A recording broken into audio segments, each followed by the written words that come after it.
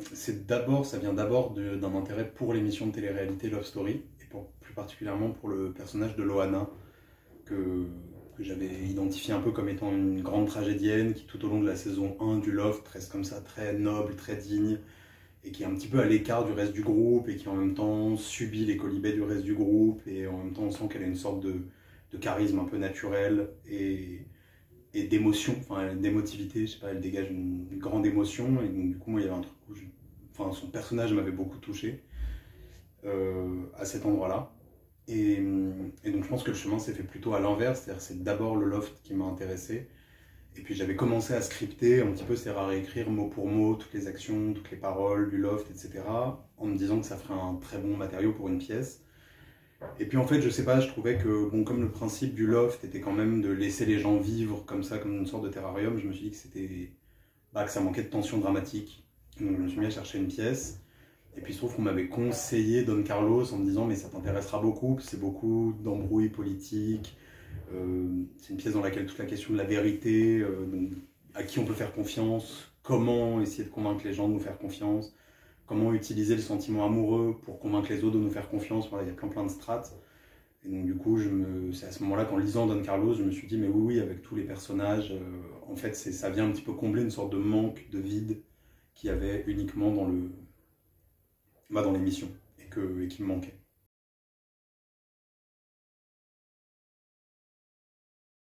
Alors, il reste.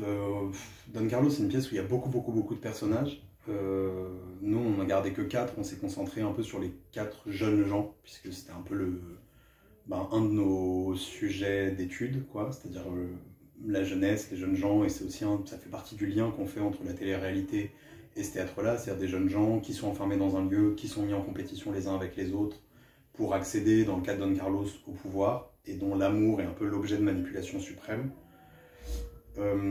Après, il reste quelques noms de personnages. Très concrètement, il reste quelques noms de personnages. Il reste l'idée que c'est à la cour d'Espagne au XIVe siècle, mais en même temps, ça on le traite avec beaucoup de distance. On n'essaye pas du tout de reproduire, pardon. On n'essaye pas du tout de reproduire la cour d'Espagne au XIVe siècle. On pose comme convention que là où on est dans le théâtre, c'est la cour d'Espagne au XIVe siècle.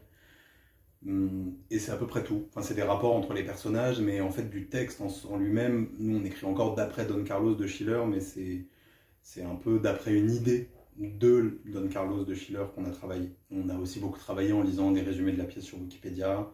Et puis comme on travaille en écriture au plateau, il y a beaucoup d'autres matériaux qui sont venus s'agréger. Donc voilà, disons un peu une structure, des noms de personnages et quelques rapports de force.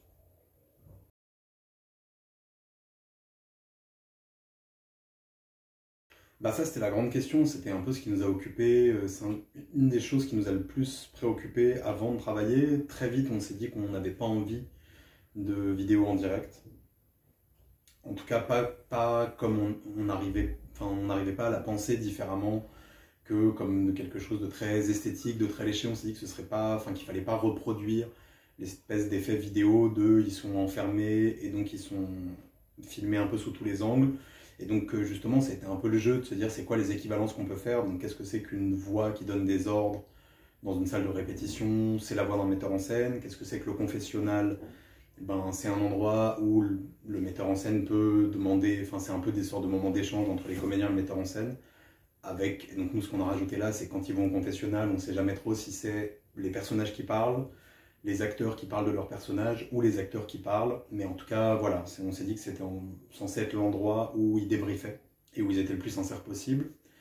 Et puis il y a les coulisses. Donc nous ce qu'on a appelé les coulisses, qui est en gros des petits micros qu'on a planqués tout autour de la scène et qui là sont des sortes de off. Et donc où souvent on peut se dire ah oui tiens c'est une bribe un peu piquée à la production des acteurs qui sont en train de débriefer d'une scène qui vient de se passer, de la dramaturgie générale du projet, ou alors de leur rapport entre les personnages, ou juste une sorte de petit moment de détente. Enfin ça nous permet pas mal de liberté.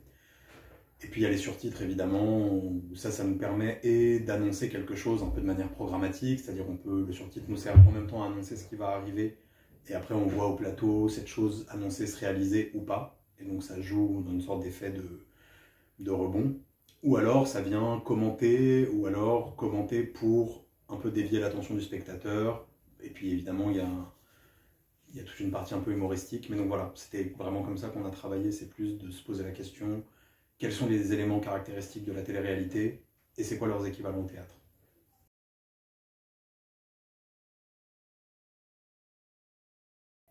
Nous, ce qu'on se dit, c'est comme c'est une pièce, évidemment, qui joue sur le mensonge, qui joue sur est-ce que c'est les comédiens, est-ce que c'est les personnages, enfin, bon, qui joue avec une sorte d'aller-retour constant, un peu de distanciation constante, distanciation, incarnation des comédiens vis-à-vis de leurs personnages. J'aurais presque tendance à dire que nous, c'est une pièce dans laquelle on s'amuse du mensonge, justement. On le rend burlesque, on rigole, enfin, on part d'un principe qui est, enfin, c'est tellement, ouais, c'est tellement évident que parfois on a même du mal à se le formuler, mais qu'un comédien est aussi potentiellement quelqu'un qui ment. Et c'est tellement une évidence que parfois on a tendance à l'oublier. Et donc justement on essaie de s'amuser, nous on a plutôt pris le truc à rebours, c'est-à-dire de s'amuser à voir comment, quand les acteurs et les actrices au plateau travaillent et mentent, enfin, et mentent, essaient de créer des personnages, etc., c'est plutôt à quels endroits on les croit, à quels endroits on les croit pas. Comment est-ce qu'on peut rattraper le fait de les croire ou pas?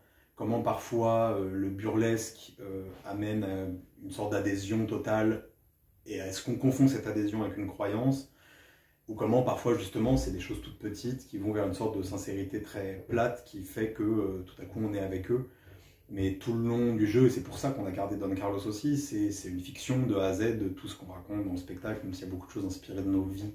Mais c'est uniquement de la fiction, et justement, je pense que tout le spectacle, enfin le but pour nous, j'espère qu'on y arrivera, c'est qu'à chaque seconde, voilà, le spectateur soit actif là-dedans. C'est-à-dire qu'à chaque seconde, on se dise, mais là je ne le crois pas, là c'est trop gros, et à quel moment, ah, je m'en suis pas rendu compte, mais on est tombé dans la scène, et finalement, je me pose même plus la question de si je les crois ou pas, parce que je suis avec eux.